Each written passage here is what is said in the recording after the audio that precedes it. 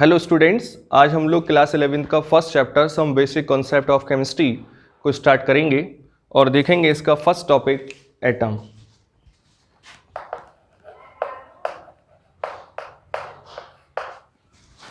अगर बात करें हम एटम, तो आई होप आप लोग ये क्लास 9-10th में ऑलरेडी डिस्कस कर चुके हैं। एटम क्या होता है? The smallest particle of the matter. किसी भी मैटर का जो सबसे स्मॉलेस्ट पार्टिकल होता है हम उसको क्या कहते हैं? Matter, atom. अब आप बात करें, ये मेरे हाथ में चॉक होल्डर है। अब चॉक होल्डर में ये हमारे पास जो चॉक है ये भी बहुत छोटे छोटे स्मॉलेस्ट पार्टिकल से मिलकर बना है। उन छोटे स्मॉलेस्ट पार्टिकल को ही हम क्या बोलते हैं? एटम। अगर हम एटम की प्रॉपर वे में अगर डेफिनेशन दें तो हम बोल सकते हैं कि atom is the smallest particle of the matter which take part in the chemical reaction and does not lose its identity. Atom have no independence existence. Atom का फ्रीली स्टेट में रहना पॉसिबल नहीं है। एटम फ्रीली नेचर में नहीं रह सकता। तो अगर हम इसकी प्रॉपर वे में डेफिनेशन लिखें तो कुछ इस तरीके की होगी कि it is the smallest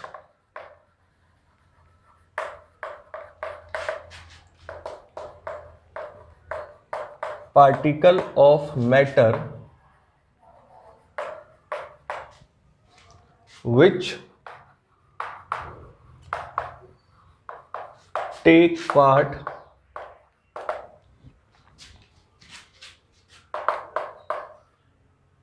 in a chemical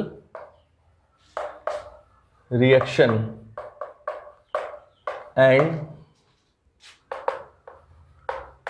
does not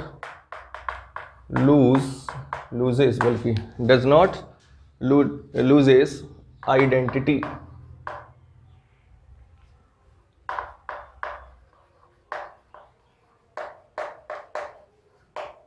ठीक। अगर आगे एटम है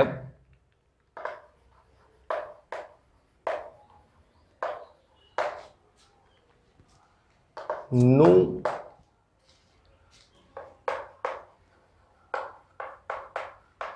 इंडिपेंडेंट एग्जिस्टेंस।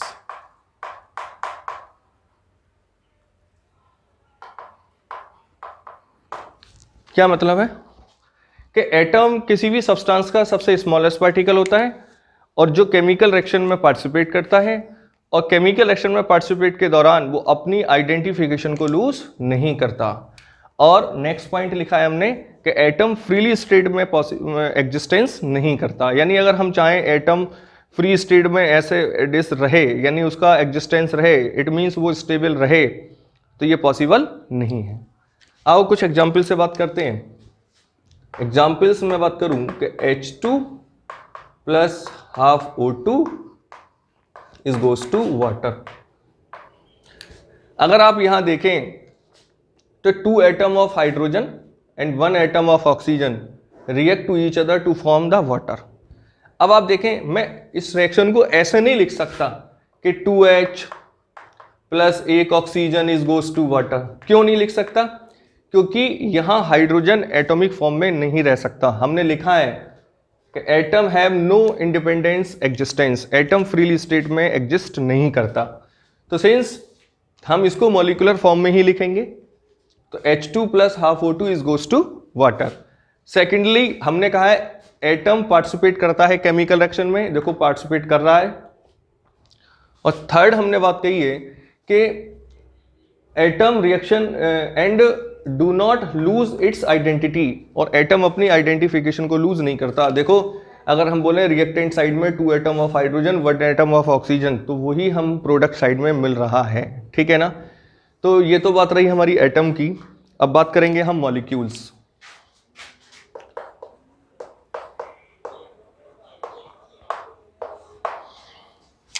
मॉलिक्यूल्स क्या होते हैं? Molecules is also the smallest particle of the matter of which existence independently. वो फ्रीली स्टेट में रह सकते हैं। आप जैसे देखते हैं सोडियम क्लोराइड है, H2SO4 है, HCl है, बहुत सारे मॉलिक्यूल्स हैं जो नेचर में क्या करते हैं बताओ? एग्जिस्ट करते हैं। तो इसकी डेफिनेशन लिखें तो it is the smallest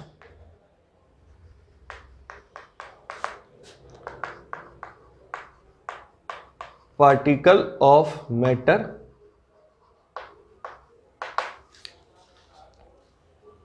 which exist independent.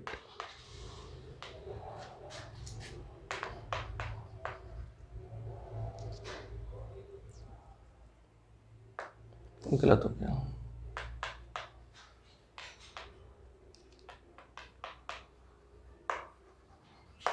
ठीक है, चलो लाइक एज एग्जाम्पल हम बोल सकते हैं वाटर है, अमोनिया है, HCl है, एटसेट्रा। क्लियर? चलो, तो हम लोग एटम और मॉलिक्यूल्स को हम डिस्कस कर चुके हैं। ठीक है ना? तो एक बार आप कॉपी कर लीजिए, फिर हम मिलते हैं अपने नेक्स्ट टॉपिक से। आओ अब बात करते हैं अपने next topic, that is atomic mass.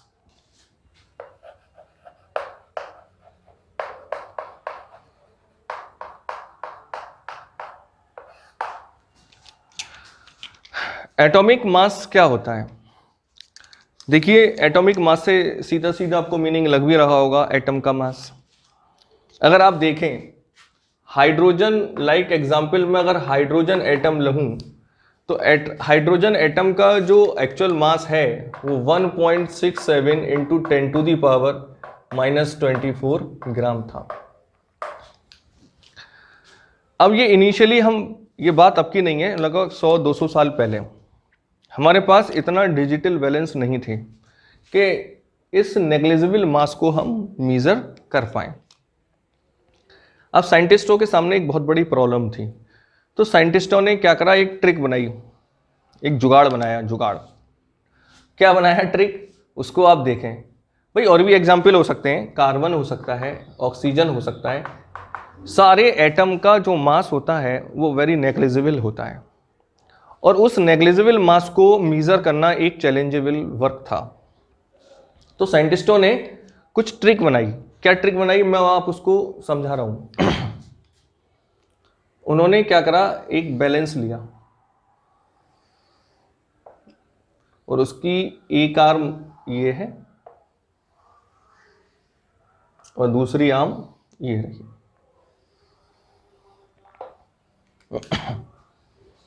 और मान लो कुछ एक आयरन का ब्लॉक है और इस आयरन के ब्लॉक को हमने मेजर करना है कि इसका वेट कितना है।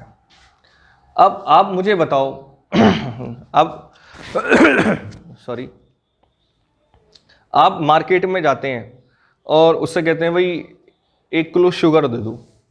अब उसने 1 किलो का वाट अपने बैलेंस पे रखा और आपको दे दिया। अगर मान लो मैं कहूं कि ये 1 केजी का उसके पास जो वाट होता है, अब हम ये कैसे माने कि ये 1 किलो है? हम कैसे डिस्कस कर सकते हैं कि वो 1 केजी है, कि दिस इज 1 केजी? वो एक स्टैंडर्ड यूनिट है, वो हम लोगों ने मेजर कर रखी है कि ये 1 केजी है या ये 2 केजी है या 3 केजी है। तो हमने एक स्टैंडर्ड माना कि भाई ये एक 1 केजी है और उसके रेस्पेक्ट में हम सारा सामान परचेस करते हैं। ऐसे ही करते हैं ना भाई, 1 केजी, 2 केजी, 3 केजी, 100 केजी, ठीक है ना?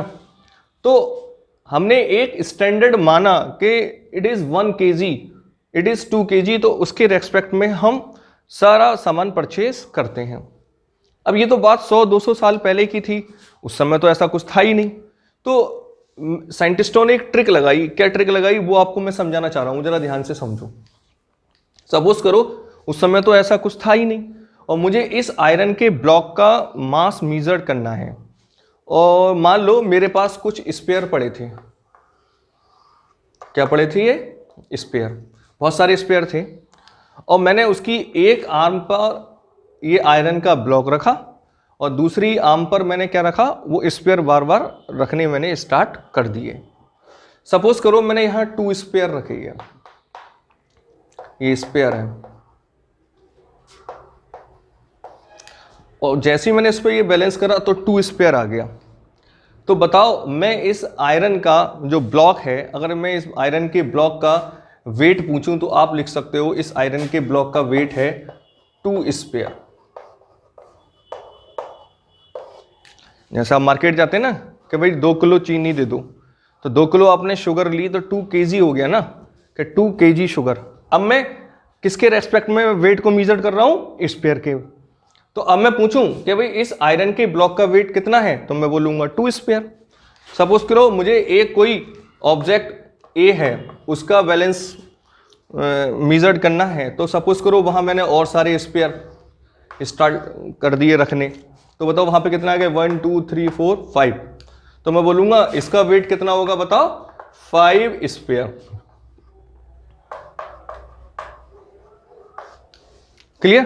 चलो, तो इस तरीके से हम स्पेयर के फॉर्म में उस वेट को मेजर करने लगे। इसका मतलब ये नहीं कि हमने स्पेयर में वहां मेजर करा होगा 100-200 साल पहले, बस एज ए मैं आपको बस समझाना चाहता हूं कि कैसे करा। अगर आपको ये बात समझ में आ गई तो बस आप समझ लीजिए एटॉमिक वेट की डेफिनेशन और एटॉमिक वेट क्या होता है आप 1 मिनट के अंदर सीख लेंगे। स्टूडेंट्स, मैं आपको बताऊं एटॉमिक वेट की डेफिनेशन को डिस्क्राइब करने में अब भी स्टूडेंट 99% कंफ्यूज रहते हैं कि एटॉमिक वेट है क्या, बट आप 99 में नहीं आओगे, आप 1% में आओगे। ठीक है ना? अब जरा आप ध्यान से देखो, तो इस तरीके से हमने स्पेयर को एक स्टैंडर्ड मान लिया और उस स्टैंडर्ड के रेस्पेक्ट में हम सभी सब्सटेंस का वेट को क्या करने लगे? मेजर करने लगे। क्लियर है ना? चलो, अब मैं आपको एक्चुअल में एटॉमिक मास को मेजर कैसे करा उसको मैं आपको बताता हूं। एक बार इसको रफ कर लेते हैं।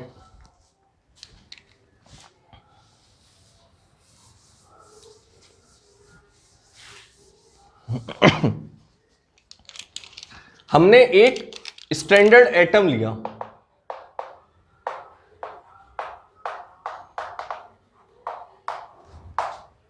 और वो स्टैंडर्ड एटम था कार्बन 12। कार्बन का ही एक आइसोटोप्स है। हमने कार्बन 12 को क्या ले लिया? एक स्टैंडर्ड एटम ले लिया, और हमने इसके वेट का फ्रैक्शन लिया 1/12 मास ऑफ 1 कार्बन 12। हमने ये क्वांटिटी एक स्टैंडर्ड मान ली। बहुत ध्यान से समझना। अभी हमने पीछे अभी देखा तो वहां हमने स्टैंडर्ड किसको माना था? स्फीयर को। हम स्फीयर के फॉर्म में सबको क्या कर रहे थे? मेजर कर रहे थे। अभी हमने देखा आयरन के ब्लॉक का वेट कितना आया था? 2 स्फीयर। एक ऑब्जेक्ट बी लिया हमने, उसका वेट कितना आया? 5 स्फीयर। इसी तरीके से हमने कार्बन 12 का 1/12 मास ऑफ 1 कार्बन 12 से हर एटम का कंपैरिजन करने लगे। ठीक है ना? तो जब हमने ऐसा करा तो हमें क्या मिला? जरा ध्यान से देखो। अगर मैं बात करूं कि मास ऑफ 1 ऑक्सीजन एटम,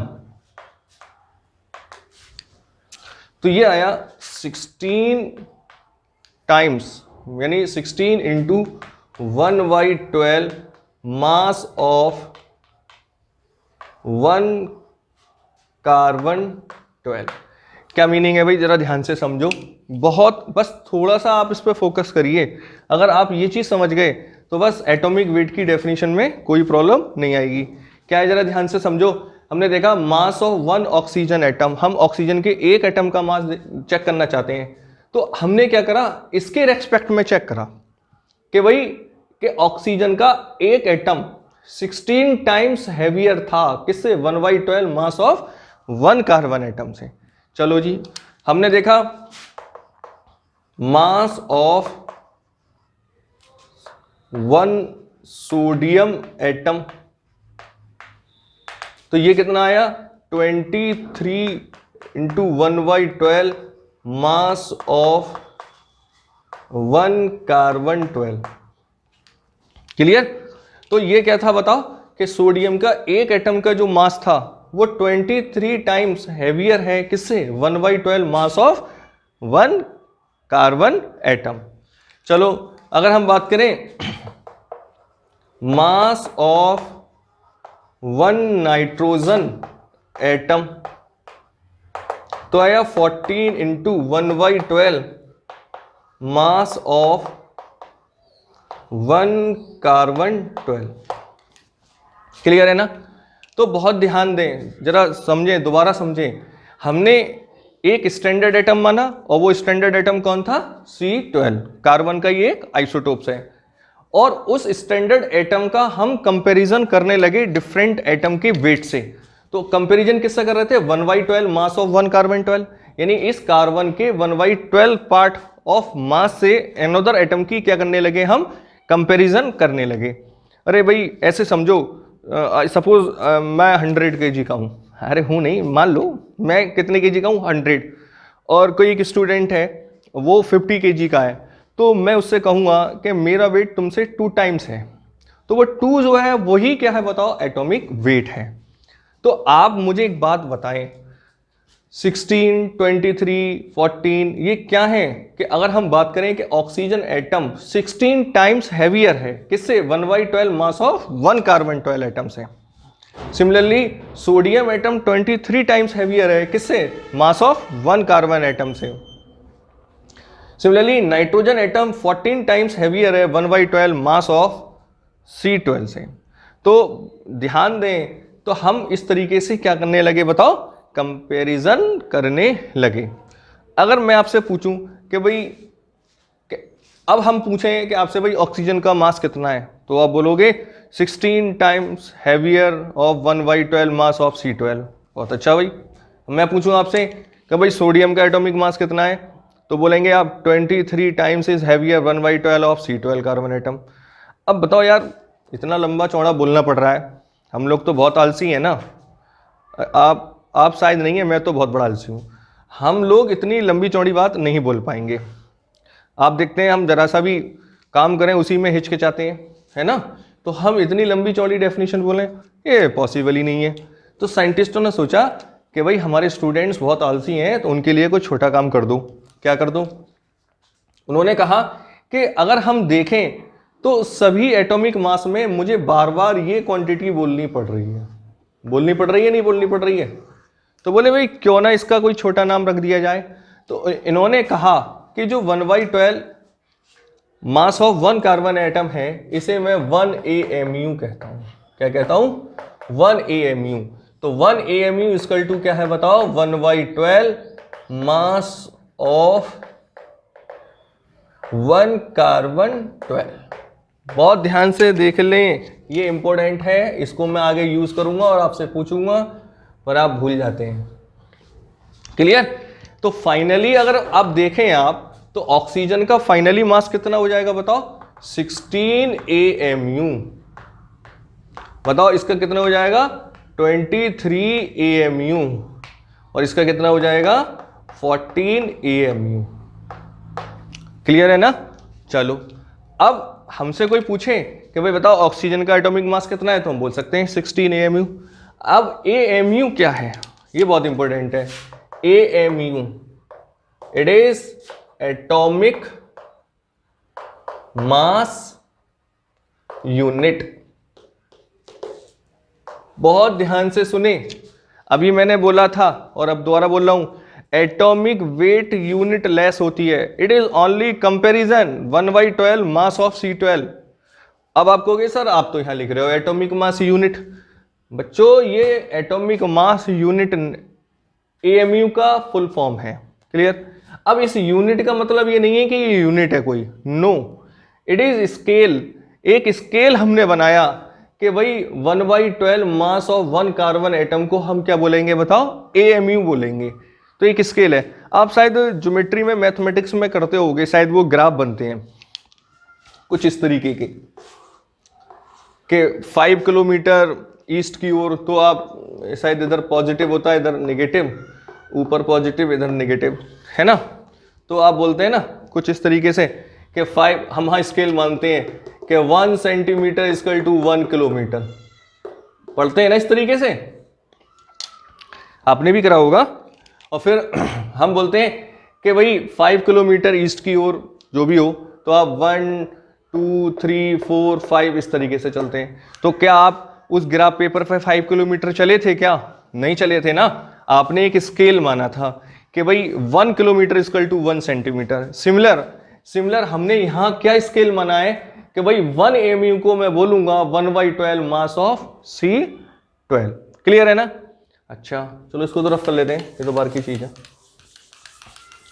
अब फाइनली हम, एक सेकंड और सुने, फाइनली हमें AMU भी कहने में बड़ी प्रॉब्लम आ रही थी क्योंकि हम बहुत आलसी हैं, बहुत ज्यादा, है ना।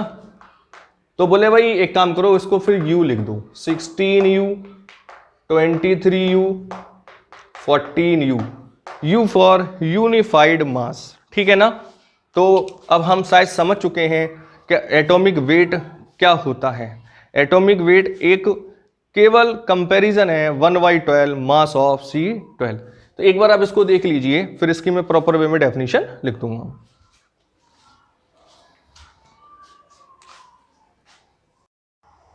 और डिस्कस करते हैं इसकी प्रॉपर थ्योरी में। अभी हम लोगों ने एटॉमिक मास को डिस्कस करा था। एक्चुअली इसको हम रिलेटिव एटॉमिक मास भी बोल सकते हैं। क्यों बोल सकते हैं? क्योंकि हमने यहाँ पे किसी भी एटम की comparison carbon 12 1 mass of C12 से करी है, तो इसलिए इसको हम रिलेटिव एटॉमिक मास भी कह सकते हैं। तो अगर इसकी डेफिनेशन लिखें तो लिख सकते हैं कि atomic mass is the number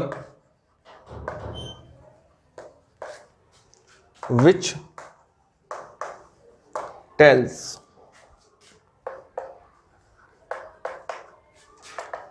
how many times of an atom of an element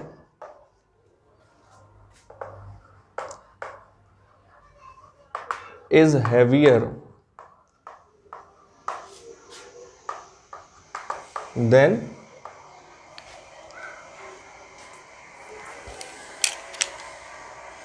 1/12 mass of 1 carbon, बल्कि इसको इस तरीके से लिख दो C12। क्लियर? चलो, तो हम बोल सकते हैं कि एटॉमिक मास एक नंबर है which tells how many times that atom of an element is heavier than 1/12 of mass C12। ठीक है ना।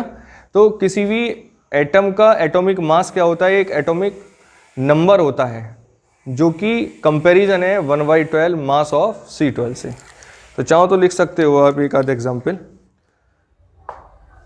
जैसे हम बोले कि mass of nitrogen atom equal to होगा 14 into 1/12 mass of C12। Clear?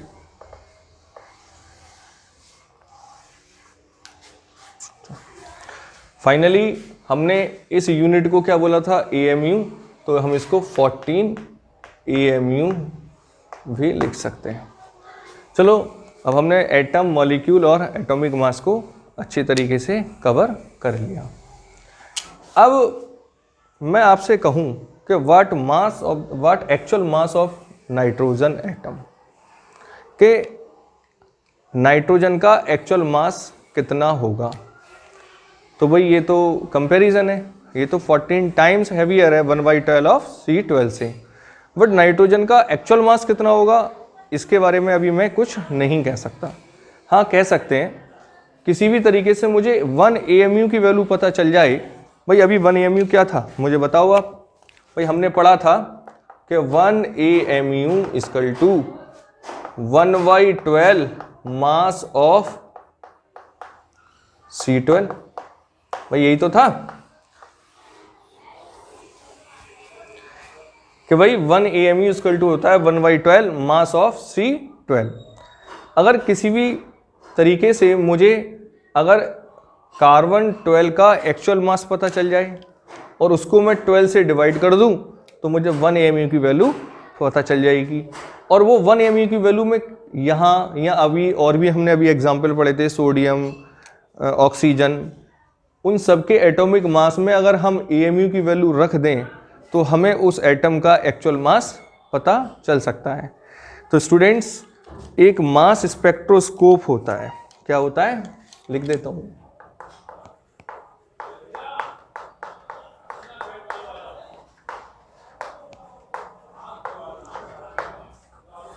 Mass spectrometer होता है, उस मास स्पेक्ट्रोमीटर से हम किसी भी एटम का एक्चुअल मास फाइंड कर सकते हैं। तो हमने देखा कि मास स्पेक्ट्रोमीटर से कि कार्बन के एक एटम का जो एक्चुअल मास था वो 1.99 इंटू 10⁻⁻23 ग्राम मिला। क्लियर? तो ये तो कार्बन का एक्चुअल मास था, बट मुझे तो 1/12 ऑफ C12 चाहिए, तो मैं इसको क्या कर दूं, 1/12 कर दूं। तो 1/12 1.99 इंटू 10⁻23 ग्राम। अगर इस वैल्यू को आप कैलकुलेट करोगे तो ये वैल्यू आपको 1.66 इंटू 10⁻⁻24 ग्राम मिल जाएगा।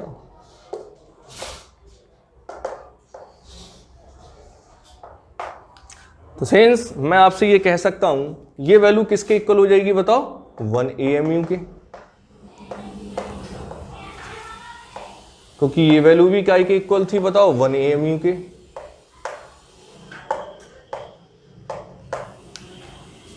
भाई ध्यान से समझो, क्योंकि 1 AMU इक्वल टू क्या होता है, 1/12 मास ऑफ 1 कार्बन एटम। और ये क्या है बताओ भाई, ये क्या है, ये वेट है काय का बताओ, मास ऑफ 1 कार्बन एटम या C12 एटम।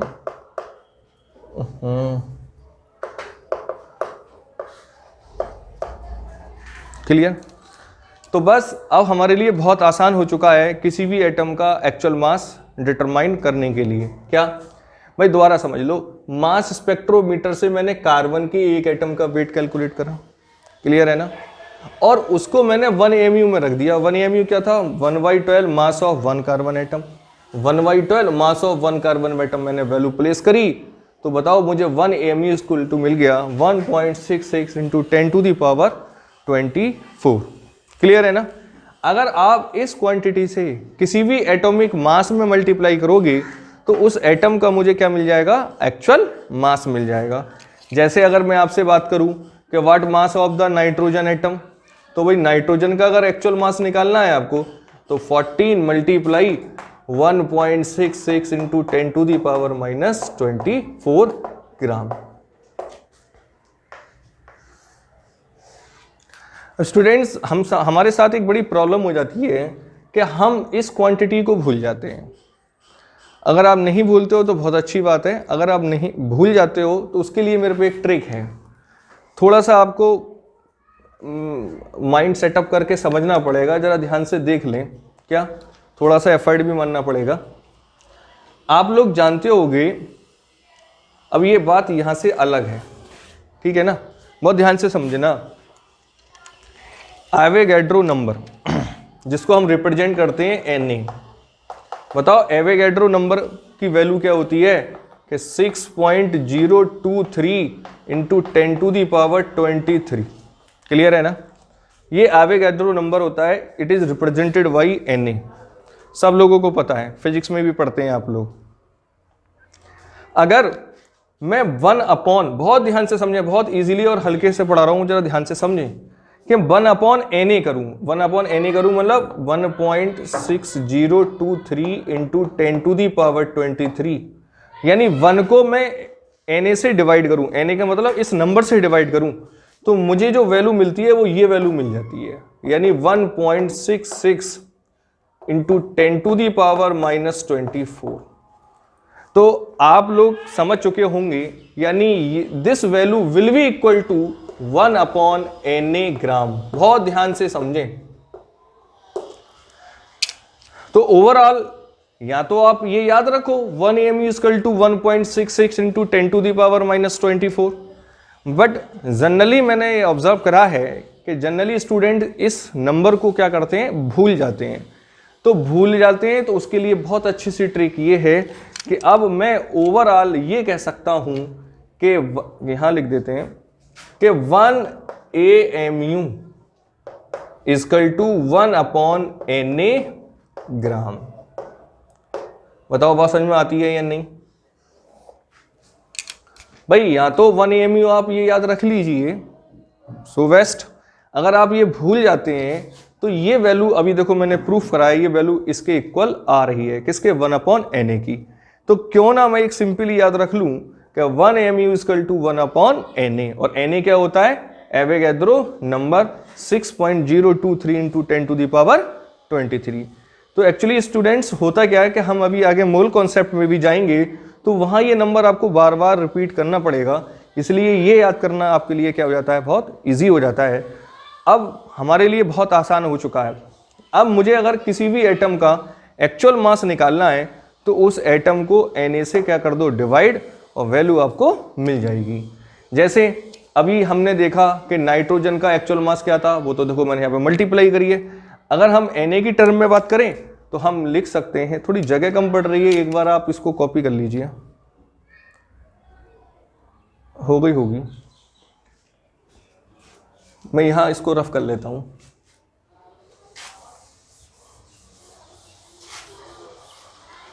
अभी मैं आपसे पूछूं कि what mass of the oxygen atom, oxygen atom का एक्चुअल मास क्या होगा, तो बताइए ऑक्सीजन एटम का एटॉमिक मास कितना होता है, 16 AMU होता है ना।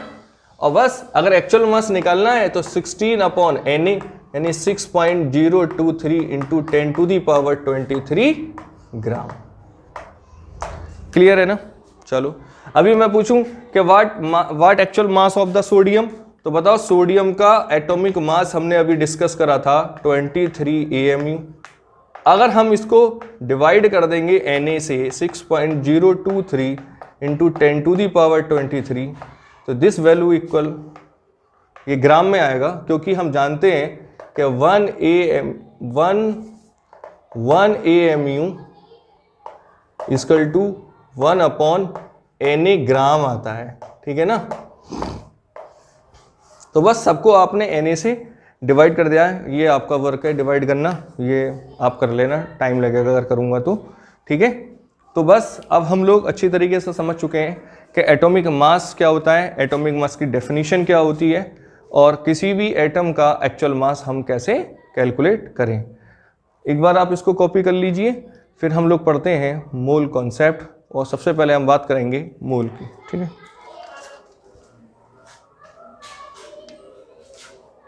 एडिट, अब बात करते हैं अपने next topic, that is mole.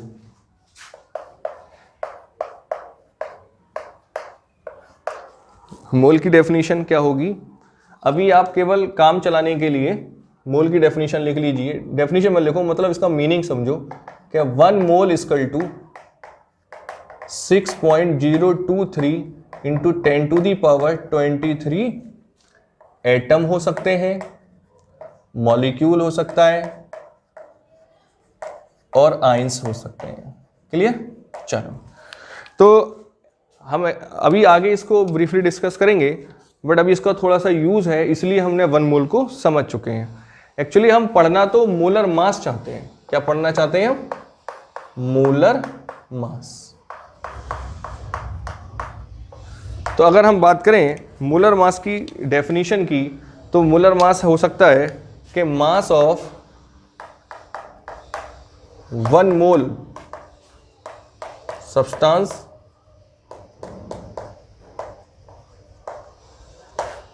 Substance in gram.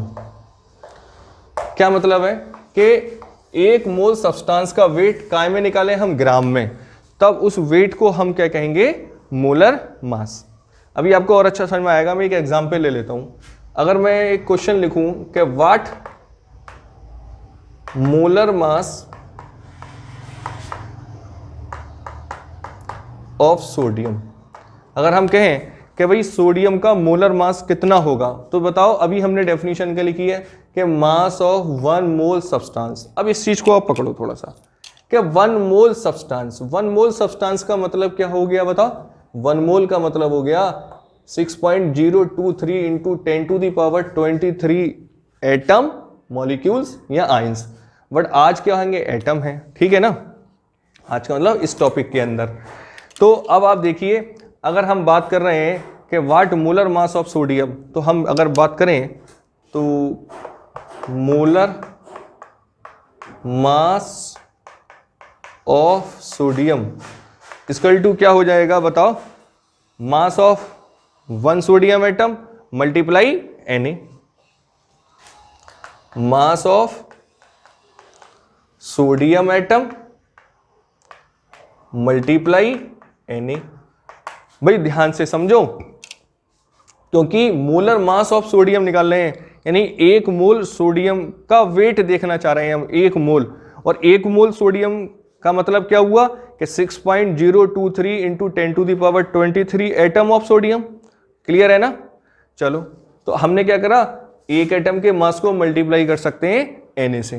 Clear है ना भाई? मैं एक बात कहना चाहता हूं, ठीक है, आपके पास 1 दर्जन बनाना है। क्लियर है ना? कितने? 1 दर्जन। 1 दर्जन का मतलब क्या हुआ? 12।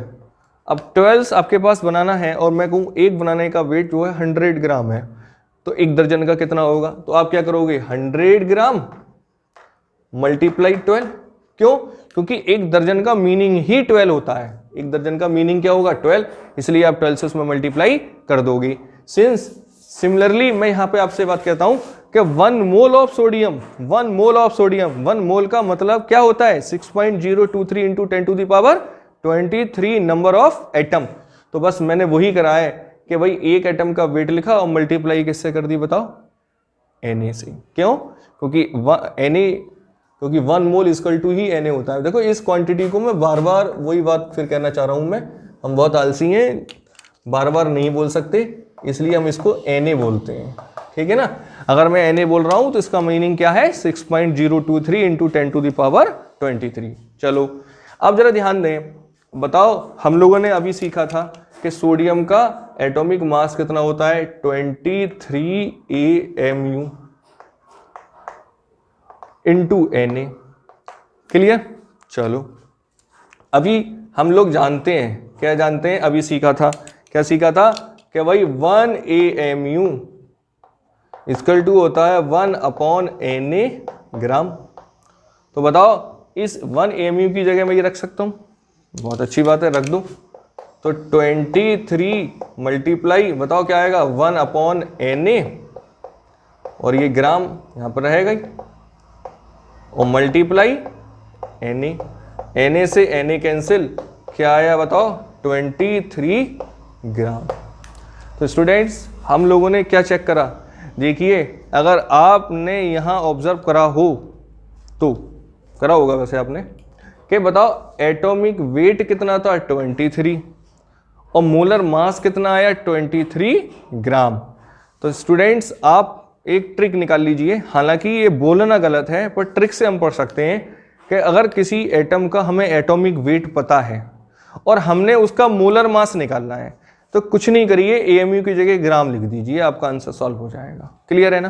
तो मैं एक बात कहना चाहता हूं, वो आप इधर समझ लीजिए कि अब लाइक एग्जाम्पल हमने सोडियम ही लिया था, कि सोडियम को अगर हम 23 AMU लिखें और 23 ग्राम लिखें, तब दोनों में क्या फर्क होता है? देखिए अगर 23 AMU लिखते हो इट मींस एटॉमिक मास, अगर आप 23 ग्राम लिखते हो it means molar mass, molar mass. Clear है ना?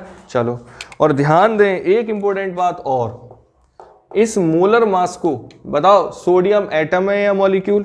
एटम है। एटम और मॉलिक्यूल, जो सिंगल है यार वो हमेशा एटम है, ठीक है ना? तो सोडियम क्या है बताओ? एक एटम है। तो इसलिए हम इसको दूसरी फॉर्म में भी नाम लिख देते हैं, इसको बोलते हैं ग्राम एटॉमिक मास। तो बस आप लोग समझ चुके हैं कि भाई AMU का मतलब क्या होता है? Atomic mass. अगर अब वही वेट अगर ग्राम में है तब हम उसको बोलते हैं मोलर मास। ठीक है ना? चलो एक टर्म और है इसके बाद, उसके बाद हम पढ़ते हैं molecular mass.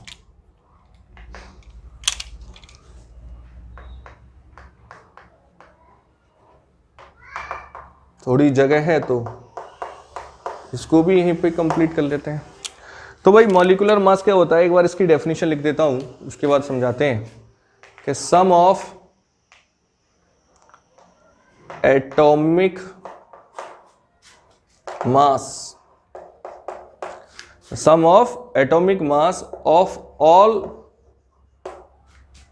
The element present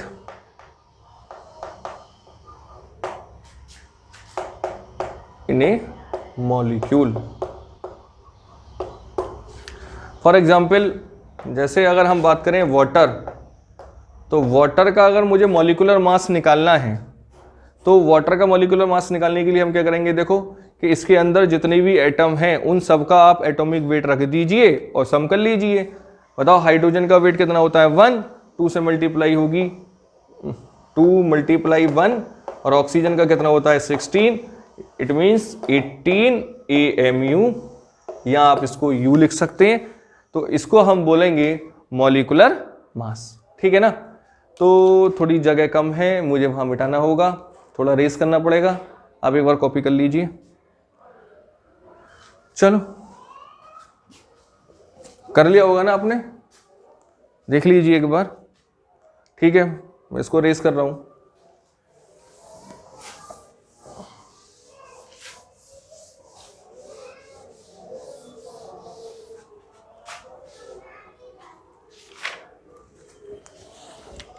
अब जरा आप देख लीजिए, अब मैं मॉलिक्यूल्स के फॉर्म में भी बात कर लेता हूं। जैसे अभी हमने वाटर को देखा और वाटर के 2 वेट मिले हमें, 18 AMU। तो 18 AMU का मतलब क्या होगा बताओ, मॉलिक्यूलर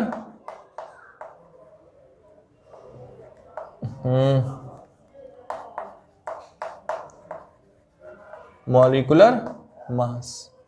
भाई हमने यहां एटॉमिक मास बोला, क्यों, क्योंकि यहां सोडियम एक एटम था। अब यहां वाटर क्या एक मॉलिक्यूल है, इसलिए हम इसको क्या बोलेंगे बताओ, मॉलिक्यूलर मास। सिमिलरली अगर मैं इसको 18 ग्राम लिख दूं फिर क्या होगा, तो हम इसको बोलेंगे बताओ क्या, मोलर मास। क्या बोलेंगे, मोलर मास। अब चूंकि बताओ वाटर क्या एक मॉलिक्यूल है, इसलिए हम इसको बोल सकते हैं और ग्राम मॉलिक्यूलर मास, ठीक है ना। तो एक बार मैं टॉपिक को दोबारा समराइज कर देता हूं। देखिए हमने एटॉमिक वेट पढ़ा, फिर हमने पढ़ा मॉलिक्यूलर मास।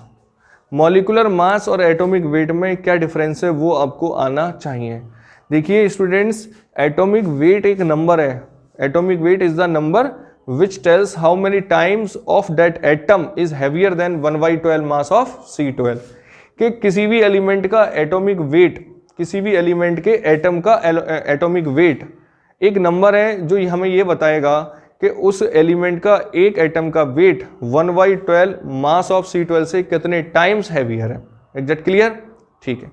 जबकि दूसरा हमने पढ़ा था मोलर मास। मोलर मास क्या होता है बताओ, एक मोल का मास, यानी the mass of substance of 1 मोल इन ए ग्राम, कि एक मोल सब्सटेंस का वेट कायम में ग्राम में।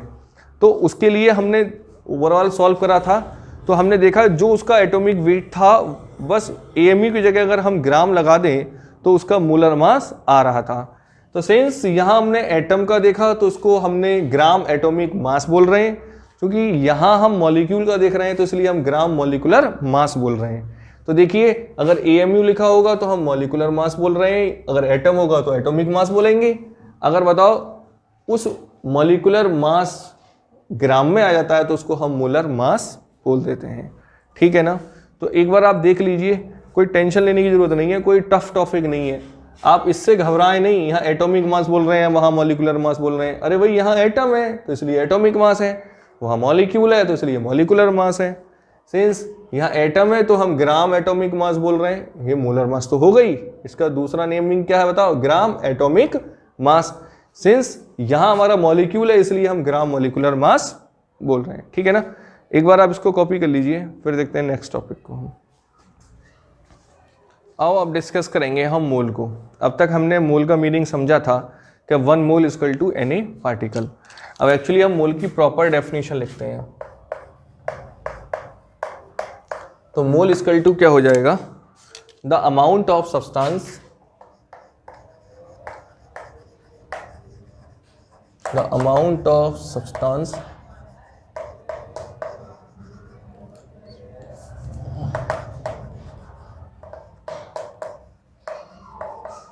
विच कंटेन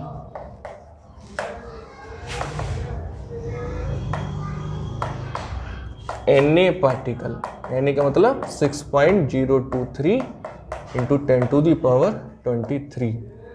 पार्टिकल्स का मतलब क्या हो सकते हैं, मतलब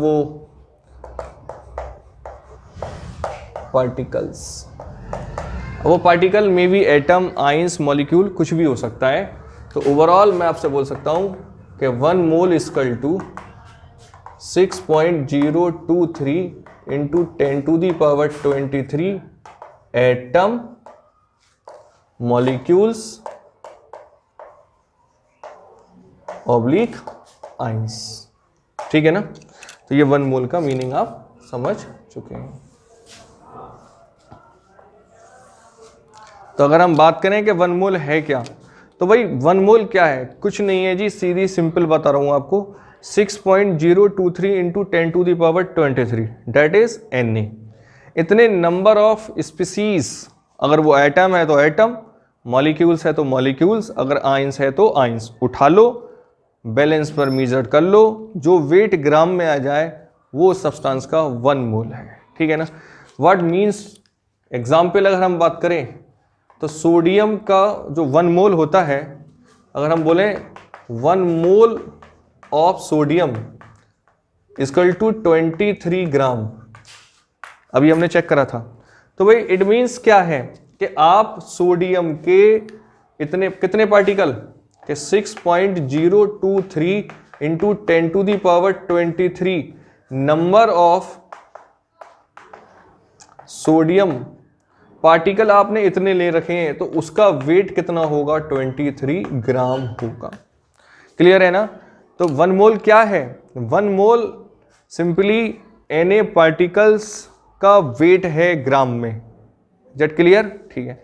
अब इंसिडेंटली ये एक इत्तेफाक है कि हम जितने भी एटम ले रहे थे और उन एटम का जो एटॉमिक वेट है उतना ग्राम में अगर ले लें तो उसके अंदर इतने नंबर ऑफ पार्टिकल्स होते हैं, इसलिए हर एटॉमिक वेट को ग्राम में रिप्रेजेंट करें तो वो वेट 1 मोल के इक्वल हो जाता है। सिमिलरली अगर हमें ऑक्सीजन की बात करें तो ऑक्सीजन का 1 मोल 16 ग्राम होगा। सिमिलरली अगर हम नाइट्रोजन की बात करें तो वो 14 ग्राम हो जाएगा। क्लियर है ना। चलो, तो क्या होता है 1 mole, the amount of substance which contain Na particles. Clear. चलो, 1 मोल इतना इक्वल हो गया। अब यहाँ एक बात और सीख लीजिए, ये तो कोई खास बात नहीं है, इसको मैं रफ कर लेता हूँ एक बार, थोड़ा और कुछ बताना है आपको। अगर हम बात करें 1 मोल, तो इतना हम सीख चुके हैं। अब हम जब न्यूमेरिकल्स करेंगे तो वहाँ हमारे साथ एक प्रॉब्लम आने वाली है।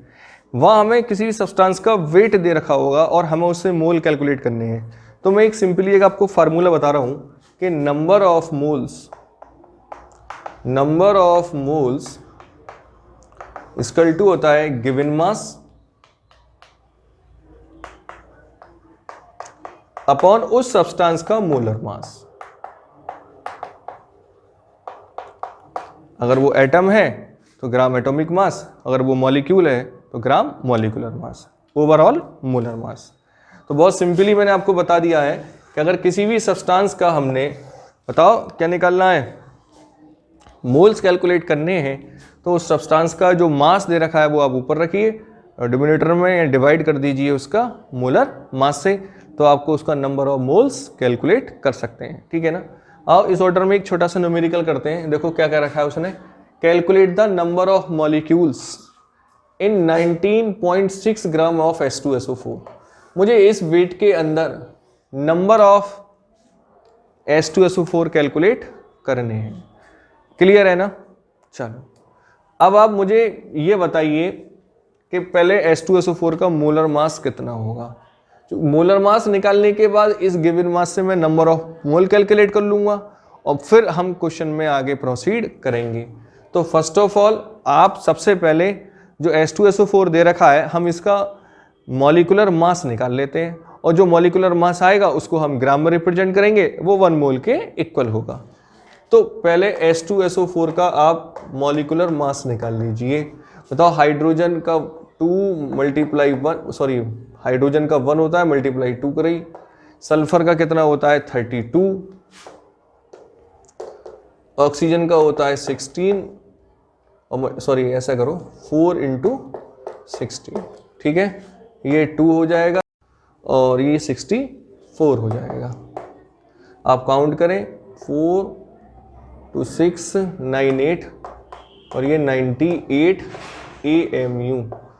अगर हम मोलर मास कैलकुलेट करें इसका, तो मैंने अभी आपको बताया है जो हमारा एटॉमिक वेट या मॉलिक्यूलर वेट होता है उसमें आप ग्राम लगा दीजिए तो ये 98 ग्राम आ जाएगा। क्लियर? अब मुझे मोल कैलकुलेट करने हैं, तो बताओ मोल कैसे निकालते हैं। Given mass 19.6 divided by 98, that is molar mass. Formula ये यूज कर रखा हूं। बताओ इससे आप इसको डिवाइड करोगे तो 0.2 मोल आ जाएगा। क्लियर? चलो, सिंस हम क्या जानते हैं बताइए कि 1 mole of sodium, 1 mole of H2SO4। बताओ 1 मोल H2SO4 में कितने H2SO4 के मॉलिक्यूल्स होंगे? बताओ 6.023 × 10⁻23, 6.023 × 10⁻23। तो सिंस 1 मोल में H2SO4 में होते हैं इतने नंबर ऑफ मॉलिक्यूल्स, तो बताइए 0.2 में कितने होंगे? मल्टीप्लाई हो जाएगी 0.2 6.023 × 10⁻23 मॉली।